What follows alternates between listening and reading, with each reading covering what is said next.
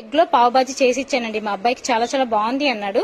2 eggs boil చేసి పక్కన పెట్టుకున్నాను. ప్యాన్ లో బటర్ కొంచెం వేసేసుకొని ఎగ్ వేసుకొని పెప్పర్ సాల్ట్ వేసుకొని బాయిల్ అయ్యాక ఒక ప్లేట్ లో తీసేసుకున్నాను. దాని తర్వాత బటర్ కొంచెం వేసేసుకొని జీలకర్ర ఆనియన్ కట్ చేసి వేసేసుకున్నాను.